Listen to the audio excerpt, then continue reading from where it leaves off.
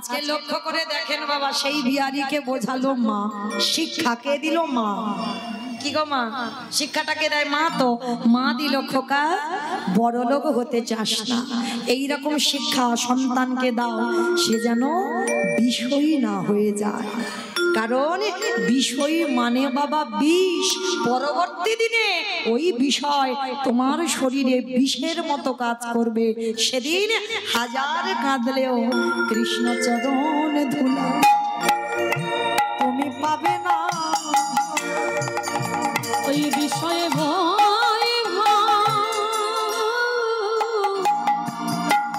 বিষয় ভজলে পরে কৃষ্ণ চরণ পাবে না। আস্তে আজকের ভগবান বললেন না, এই জগৎ সংসারে ডাকার মতো ডাকো, কৃপা অবশ্যই হবে। ছোট্ট ছেলে বিহারী বলছে, ও মামা তাহলে আমি কথা দিলাম, আমি আর কোনোদিন কৃষ্ণের কাছে বড় লোক হতে চাইবো না। ছোট বাচ্চা ছেলে তো, ও মামা একটা কথা বলবো, আমি কাজ করব। কাজ করবি তুই? এইটুকু বয়সে কি কাজ করবি? ও মা আমি তো ঘোষের ছেলে, আমি অন্য কিছু কাজ না করতে পারি। বাবা ঘোষেদের একটা জাত ব্যবসা আছে, বলো তো কি ব্যবসা? দুধে জল দেওয়া ব্যবসা। মানে আমারে বললো না, আমার বাবা দেয় না, আমাকে সব সময় বলে দুধে জল দেওয়া ব্যবসা। কিন্তু বাবা আমার বাবার ব্যবসাটা ছানার ব্যবসা, জল তো দিতে হবে। বলে যদি দুধ বিক্রি হতো না তাহলে বলা যেত দুধে জল দিয়ে বিক্রি করে, কিন্তু আমার বাবার ছানার ব্যবসা, মানে হিসাবটা ছানার হয়, দুধের হয় না। আর এটা ঠিক কথা বাবা, যত বড় গয়লা হোক না কেন একটু না একটু দুধে জল বাইল করবে, এটা ওদের স্বভাব। হ্যাঁ, আজকে এই বিহারী তো ঘোষের ছেলে, বলছে মা আমি অন্য কোনো কাজ না পারি, আমি তো ঘোষের ছেলে, আমি গরুর কাজ পারবো। তো পাশের গ্রামের দিক গোয়ালা পাড়াতে গেছে, বাবুজি ও বাবুজি। বাবুজি কিরে বাবা? আচ্ছা আমার মা লোকের বাড়ি খেটে আমায় এত বড় করেছে, আমার মার খুব কষ্ট গো, দাও না গো তোমার গোয়ালে অনেক গরু আছে, আমি দু চারটে চড়াই। তা বড় লোকটার দেখে মায়া হলো, ছোট বাচ্চা তো, বলছে শোন আমার ওই গোয়ালে তাহলে 6টা গরু আছে, তুই চড়া। লীলার পাশে ভাবুক বলছে, মূর্খ 6টা গরু যদি ও চড়াবে তোর বাড়ি আসবে কেন? বাবা এটাই তত্ত্ব। 6টা গরু আপনারা চড়াচ্ছেন, আমি চড়াচ্ছি, আমার এই সম্প্রদায় কটা চড়াচ্ছে? কাম ক্রোধ লোভ মোহ মদ মাস্টারছে, এই তো 6টা গরু। তা ওই 5 বছরের বাচ্চা 6টা পারবে? 2-3টে পারে। বলছে বাবু আমি 6টা পারবো না, আমি 2-3টে পারবো। ঠিক আছে তাই চড়া। শোন তুই 1 মাস আমার গরুগুলো মাঠে চড়াবি, আর তোকে 4 আনা মাইনে দেব। আমার 25 পয়সা মাইনে 1 মাস। আজকে কারা লীলা নয়, তখনকার দিনে 25 পয়সার অনেক দাম। হ্যাঁ, তা বিহারী মনে মনে ভাবলো 25 পয়সা যদি মাসে মাসে আমার মার হাতে দিই, আমার মার অনেক কষ্ট কম হবে। কেমন? তা বিহারী কাজে যোগ দিয়েছে, প্রত্যেকদিন মাঠে মাঠে গরু চড়ায়। সকালবেলা যায় পান্তা ভাতটা নিয়ে, আর দুপুরবেলা গরু বাছুর চড়িয়ে বিকালবেলা বাড়িতে আসে মার কাছে। তো বিহারী রোদে রোদে গরু চড়ায়, আর বিহারীর তো একটা খেলা, ও মায়েরা, বাবা হলো বীজ, মা হলো ক্ষেত্র বা মাটি। বীজ বপন করলো, মাটি যদি নোনা লেগে যায় মাটির ফসল ভালো হবে না। আমার কোন মাটি গো? তোমাদের রানাঘাটের মাটি। মাটি, মাটাকে ভালো হতে হবে। বাবা যদি বীজ হয়, বীজটা বপন করলো, তাহলে মাটিটা যদি আগাছা কুয়াশায় ভরে যায়, এ ফসল ভালো হবে? ভালো হবে না। তাহলে মাটিটাকে ঠিক করে রাখতে হবে, তারপরে তোমার ফসল ভালো হবে। তো এইবার বিহারী তো ছোটবেলা থেকে রেডি হয়ে আছে বাবা, তার একটাই খেলা। কি খেলা জানো? ব্রজের কোন দুঃখে তুই রাজা হবি, দারোগা উলুদ ধরে হই রে ব্রজের কানু রে,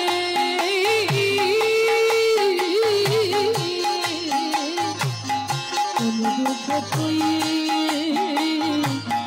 রাজা হলি দারোগা পুরে। বলে বলে কোন দুঃখে তুই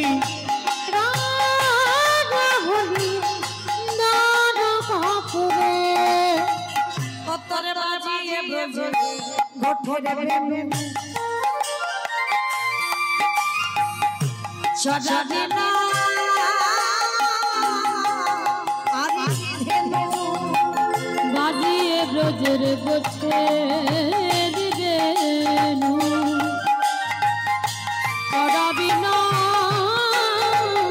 আরি কি ধেনু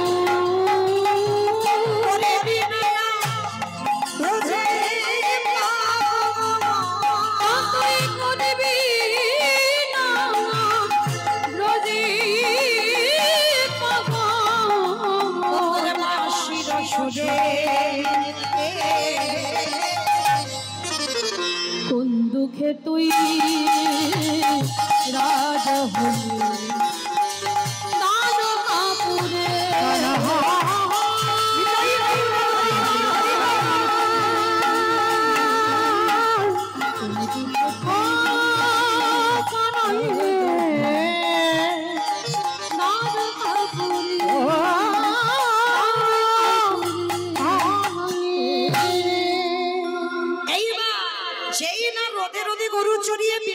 বিহারি ফিরবে।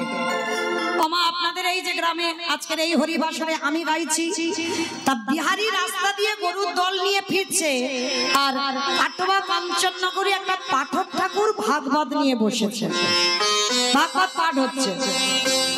বিহারি যেতে যেতে ওরে বাবা, কত লোক ওখানে বসে আছে গো, দেখি তো কি হচ্ছে, কি বলছে। কোনদিন ছেলেটি শোনেনি, ছোট বাচ্চা তো কোনদিন ওই রকম জায়গা দেখেই, তা গরুগুলো ছেড়ে দিয়েছে, গরু যে যার ঘরে গেছে, আর বিহারি রাস্তায় দাঁড়িয়ে আছে। আর সেদিন পাঠক ঠাকুর পাঠের মধ্যে দিয়ে ওই গোষ্ঠ লীলাটা বর্ণনা করছে। ভগবান কৃষ্ণ সকালবেলা গোষ্ঠে যায় আর বিকালবেলা গরু বাছুর নিয়ে ফেরে, পূর্ব গোষ্ঠ আর ফিরা গোষ্ঠ বর্ণনা করছে। আর বিহারি শুনছে, দাঁড়িয়ে দাঁড়িয়ে ভক্তরা শুনছে, আর পাঠক ঠাকুর ওই পাঠ করতে করতে বলে উঠলো, ও মায়েরা শোনো শোনো শোনো, আমি বলছি না, পাঠক ঠাকুর বলছে, জানো বৃন্দাবনে কৃষ্ণ নামে একটা ছেলে আছে, তার 9 লক্ষ ধেনু আছে, তার 24 জন বন্ধু আছে, আর জানো ওই ছেলেটাকে যদি কেউ একবার ভালোবাসতে পারে, এত কিছু দেয়, এত কিছু দেয় যে বাড়িতে রাখবার জায়গা থাকে না। যেই না কথাটা বিহারি রাস্তায় দাঁড়িয়ে দাঁড়িয়ে শুনেছে, মাথায় হাত দিয়ে বলে, হায় হায় হায় হায় হায় হায়, কেন আমি মরতে 4 আনার মাইনে কাজ করব?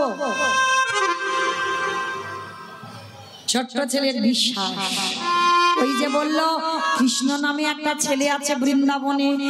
আজ বিহারি কিন্তু বুঝতে পারলো না যে কৃষ্ণ মানে ভগবান, ও জানলো কি আমি গরিবের ছেলে আর কৃষ্ণ বৃন্দাবনে বড় লোকের ছেলে।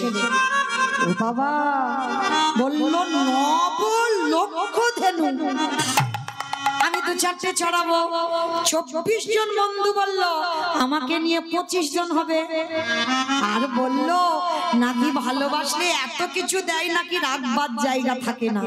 ভালোই হয়েছে বাবা, আমার মার এত দুঃখ এত কষ্ট, আমি খুব ভালোবাসবো, আর ভালোবাসলে আমার মার দুঃখ মোচন হবে, এত কিছু দেবে, আমি বাড়িতে রাখবার জায়গা পাবো না। সরল সোজা ছেলে কথাটা শুনে বাড়িতে ছুটতে ছুটতে এসেছে, মা ও মা, মা গো, এই দেখো যে বাড়িতে কাজ করছিলাম আমি আর কাজ কিন্তু করব না। কেন রে বাবা?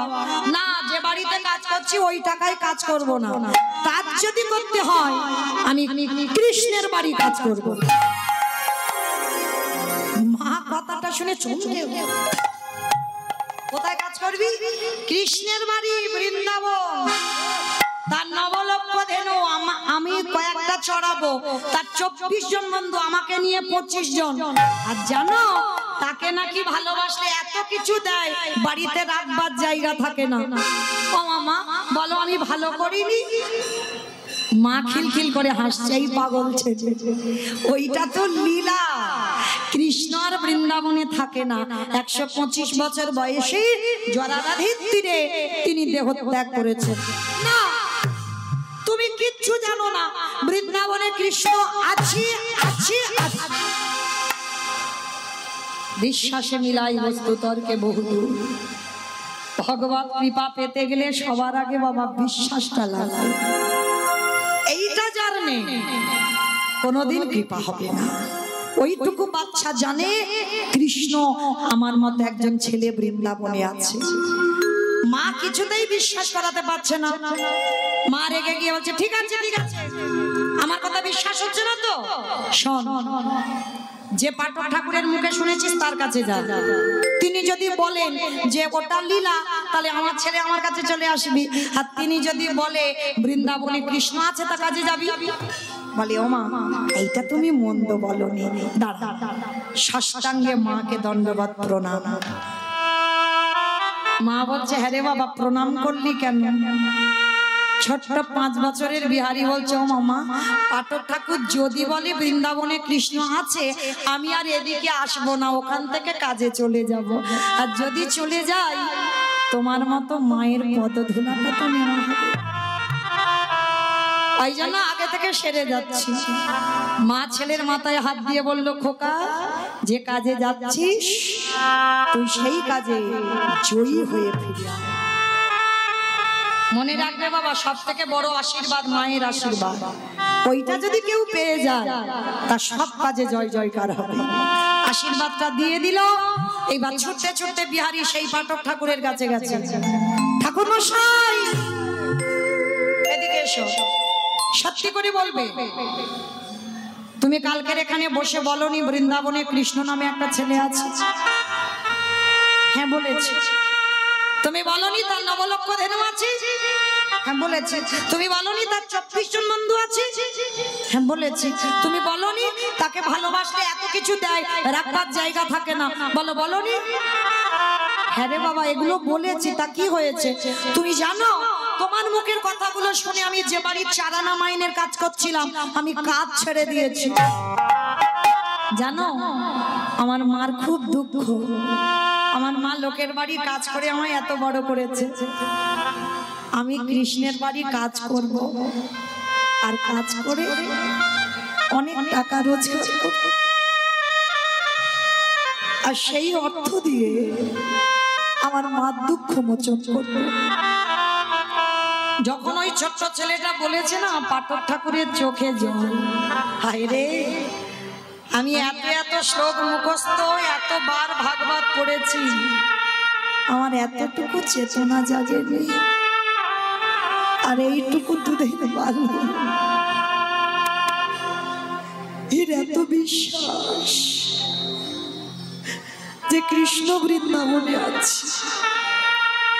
তুই একে যদি সত্যি কথাটা বলে দিই যে কৃষ্ণ বৃন্দাবনে আর নেই, তাহলে তোর বিশ্বাস ভেঙে যাবে। না না না, এমন করে কথা বলতে হবে যাতে ছেলেটার বিশ্বাসটা না চলে যায়।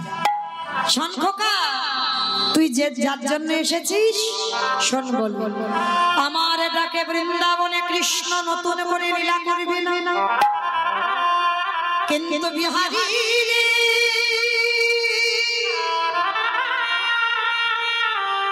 ওরে তোর প্রেমে তোর ভালোবাসা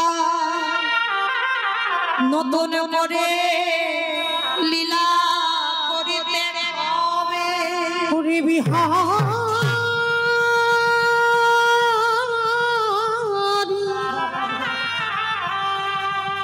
এমনই অনুরাগী নারে কৃষ্ণ পাওয়া যায়, এমনে ভালোবাসা না দিলে কি কৃষ্ণ পাওয়া যায় রে।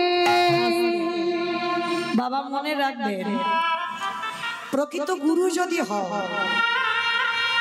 প্রকৃত শিষ্য যদি হও, গুরু রূপেই তোমার ভগবান বিরাজমান। গুরুদেব বুঝতে পেরে যায়, বিহারীকে দেখেই বলে বলে যে এই পাবে কৃষ্ণ দর্শন। শান বিহারী, তোর ডাকে আমার কৃষ্ণ। ঠাকুর মশাই, তার মানে তুমি বলতে চাচ্ছ আমি দেখতে পাবো? বলে হ্যাঁ। বলে তাহলে দাঁড়াও আমি আসি। বলে দাঁড়া কোথায় যাচ্ছিস? বলে কেন কৃষ্ণের বাড়ি কাজে যাচ্ছি। হ্যাঁ রে দীক্ষা হয়েছে। ও মা ওটা আবার কি? বাবা ছোট একটা বাচ্চা যদি বলে দীক্ষা কি, কি বলবে গুরুদেব? গুরুদেব বোঝালো সব কৃষ্ণের বাড়িতে যারা যারা কাজ করেন গুরুদেবের দেওয়া মন্ত্র না নিলে তার দেহ সুস্থ হয় না। আর দেহ সুস্থ না হলে ওই কৃষ্ণের বাড়ির কাজ করা যায় না। তাহলে দীক্ষা নিতে হবে, দাও মন্ত্রটা দিয়ে দাও। এইবারে গুরুদেবে দীক্ষা মন্ত্র দিল, দিয়ে বলছে হ্যাঁ রে দক্ষিণা দিবি না? যেই না বলেছে দক্ষিণা, শোনো এখন তোমার কাছে কিছু নেই, কৃষ্ণের বাড়ি কাজ করব, অনেক টাকা মাইনে আনবো, অর্ধেকটা আমার মাকে দেব আর অর্ধেকটা আমি তোমায় দেব। গুরুদেব বলল ওই দক্ষিণা লাগবে না, আমার বিশ্বাস তোর কৃষ্ণ দর্শন হয়ে যাবে। আর যদি হয়ে যায় আমার কথাটা তার চরণেই জানিয়ে দিবি।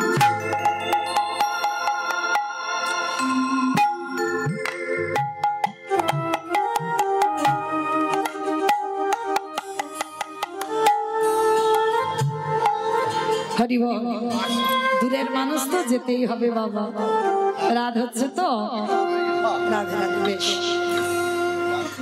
আছে সেই যে ছোট্ট ছেলেটা গুরুদেবের পদধূলা নিয়ে বেরিয়ে পড়লো বৃন্দাবনে কৃষ্ণের বাড়িতে কাজ করবার জন্য। কৃষ্ণ নামে বৈঠা হাতে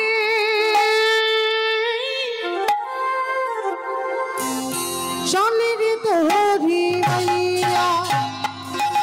ওই কৃষ্ণ নামে বৈঠা হাতে চলে রে তোরি মাইয়া। ওরে ও আকুল গাঙে নৈয়া। এটাই গৌর প্রেমানন্দে হরি বল হরি বল।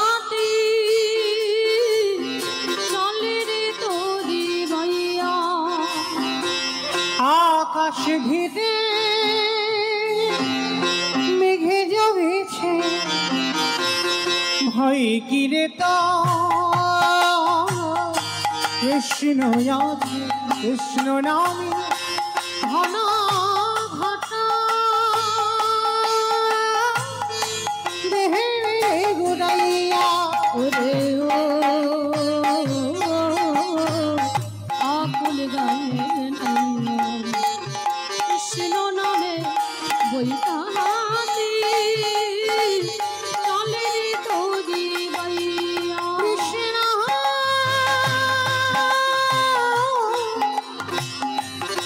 দেখা দে দেখা দে।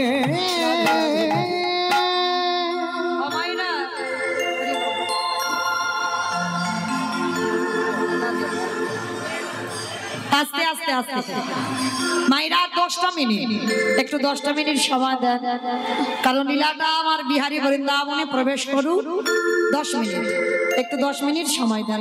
বুঝতে পারছি দূরের মানুষ, যেতে হবে, ট্রেন গাড়ি ঘোড়া আছে, বুঝতে পারছি। রাধে রাধে। বিহারী 1 সপ্তাহ ধরে অনাহারি অনিদ্রায় আর চলতে পারে না, আর হাঁটতে পারে না। যেতে যেতে যখনই যাচ্ছে অনাহারি অনিদ্রায়, কৃষ্ণ একবার দেখা দে, একবার দেখা দে। যেই না চরণটা ফেলেছে, চরণে একটা কণ্টক বিদীর্ণ হয়েছে। কৃষ্ণ যেই না চরণে কণ্টক বিদীর্ণ হয়েছে, ভক্ত বাৎসল্য ভগবান মন্দিরে থাকতে পারছে না। আর ওই বিহারী কঙ্কাল সার দেহ নিয়েই একটা গাছের তলায় অচৈতন্য হলো। আর যেই অচৈতন্য হলো, চেতন সত্তা ভগবান বন্ধুরূপ ধারণ করে বিহারীর কাছে এসেছে। বিহারী যেই না পরশ করেছে বাবা চৈতন্য ফিরে পেয়েছে। কেন? পরশমণির পরশে যেমন লোহা সোনা হয়, আমার গোবিন্দ পরশে জগতে না জানি কিনা পরশ করতেই সব জ্বালা ছুটি।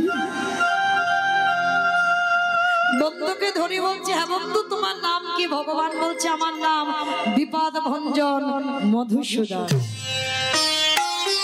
ও আচ্ছা বিপদ ভঞ্জন, তুমি বলতে পারবে আমি কত দূর গেলে আর কৃষ্ণের বাড়ি পাবো? বাবা কৃষ্ণের বাড়ি খুঁজছে কেন? জলের কাছে দাঁড়িয়ে জল জল করছে, সামনে কৃষ্ণ, কৃষ্ণকে জিজ্ঞেস করছে কৃষ্ণের বাড়ি কোথায়? যেই না বলেছে কৃষ্ণের বাড়ি কোথায়, আজকের ওই ছোট্ট ছেলেটা ভগবান মনে মনে ভাবছে এমন ভাবে কথা বলতে হবে যে কথাটা শুনে ও যেন কষ্ট না পায়, বিশ্বাস চলে না যায়। কারণ আমি তো একে বলতে পারবো না যে আমি 125 বছর বয়সে দেহত্যাগ করেছি। কৃষ্ণ বলল শোন, ওই মন্দিরে যে পূজা দেয় আর ওই পূজারীর বাড়িটা কাছে কাছে, বলছে ওই যে দেখা যাচ্ছে ওই বাড়িটা, ওটাই কৃষ্ণের বাড়ি। আচ্ছা বন্ধু তাহলে তুমি আমাকে একটু নিয়ে চলো। বলছে শোন, আমি নিয়ে যেতে পারবো না। ভগবান মনে মনে ভাবছে ধরে যদি না ছাড়ে। কি বাবা, ভগবান ভয় পায় কখন? প্রকৃত ভক্তের কাছে। ভক্তই পারে ভগবানকে চোখ রাঙাতে, ভক্তই পারে ভগবানকে শাসন করতে, ভক্তই পারে ভগবানকে ভাবতে। তুমি যদি বন্ধু রূপে ভালোবাসো তুমি শাসন করতে পারবে, তুমি যদি পুত্র রূপে ভালোবাসো শাসন করতে পারবে, প্রিয়তম রূপে ভালোবাসবে শাসন করতে পারবে। আর ভগবান ভক্তির কাছে দুর্বল। তা বিহারীকে বলছে বিহারী তুই যা, আমি সকাল থেকে বেরিয়েছি, মা খুঁজছে আমাকে পাচ্ছে না। তবে শোন, যদি নিরজনে বসে আবার আমাকে ডাকিস, আমি তৎক্ষণাৎ তোর কাছে ধরা দেব। কারণ লোকালয়ে আমায় ডাকলে আমি ধরা দেব না। ছোট্ট বিহারী ছুটতে ছুটতে পূজারীর বাড়ি গেছে। পূজারী, পূজারী, যেই না পূজারী বলে ডেকেছে পূজারী বেরিয়ে এসে যায়। তোর নাম কি, থাকিস কোথায়, বাবা মাকে বাড়ি কোথায়? অনেক প্রশ্ন। বিহারী বলল আপনার অনেক প্রশ্ন, আমার একটা উত্তর। আমার মা দুঃখ মোচন করবার জন্য আমি বর্ধমান থেকে কৃষ্ণের বাড়ি কাজে এসেছি। আচ্ছা বলো না গো, এটা কৃষ্ণের বাড়ি তো? তুমি কি কৃষ্ণের বাবা? ও মায়েরা, যত হৃদয়টা তোমার শিশুর মতো সোজা হবে তত কৃপা তাড়াতাড়ি হবে। জড়তাতে কৃষ্ণ কৃপা হবে। যত তোমার মুখে জড়তা থাকে কৃপা হবে। আজকের বিহারী আশ্রয় পেয়ে গেল। পূজারী বলছে ঠিক আছে, তুই যখন মার দুঃখ মোচন করবার জন্য এসেছিস, শোন বাবা এটা কৃষ্ণের বাড়ি, তবে আমার একটা নিজের ছেলে আছে গোপাল, আর কৃষ্ণ আমার একটা ছেলে। তবে বাবা ওকে হঠাৎ ডাকলে পাওয়া যায় না, অনেক সাধনা করে ডাকতে হয়, তারপরে যদিও দেখা দেয়। বিহারী মনে মনে ভাবছে ও তুমি ভেবো না, আমি এমন কায়দা করে ডাকবো না ও আমার ডাকে সাড়া দেবে। আর শোন, আজকে থেকে বিহারী তোকে কোথাও যেতে হবে না, আজকে থেকে তুই আমার বাড়িতে থাকবি। মা একটা কথা বলে যায়, যদি কৃষ্ণ ভক্ত হয়েছ তোমার থাকা খাওয়ার জীবনে অভাব হবে। জীবনে এই হরিবাসরে দাঁড়িয়ে বলে যাচ্ছি, এত বড় গ্যারান্টি, জীবনে তুমি থাকা খাওয়া অভাব হবে না। কারণ কৃষ্ণ ভক্তদের থাকা খাবার ব্যবস্থা আমার ভগবান নিজে ঠিক করে দেয়, তাদের কোনোদিন কষ্ট হবে না। এই দুটো জিনিস আশ্রয় পেয়ে গেল বিহারীরা। আর যেই আশ্রয় পেয়ে গেছে, ছোট্ট ছেলেটা প্রতিদিন ওই মাইনে সিস্টেমে রেখেছে তো পূজারি বিহারি, কাজ করে গরু চড়ায়, তা প্রতিদিন গরু চড়াচ্ছে। মনে মনে ভাবছে, আচ্ছা আমি তো শুনেছি কৃষ্ণের অনেক গরু, অনেক বন্ধু, কই তাদের তো দেখতে পাচ্ছি না। ও বাবা তো বললো ওকে নাকি অনেক করে ডাকতে হয়, মানে কিরকম সোজা ছেলে দেখ, অনেক করে ডাকতে হয় তারপরে দেখা দেয়। এইবার বিহারি একেবারে প্রখর রোদের মাঝখানে দাঁড়িয়েছে, মাঝখানে দাঁড়িয়ে ডাকছে, মাধব ব্রজ মোহন শ্যাম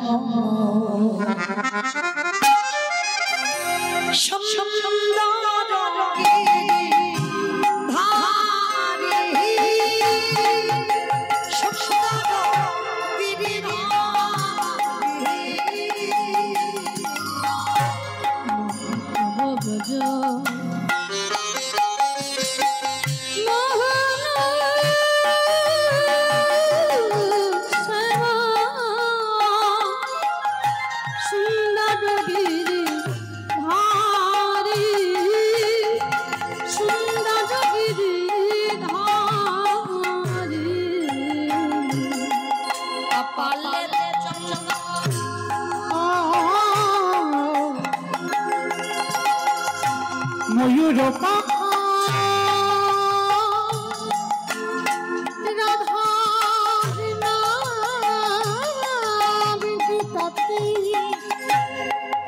আছে গোলে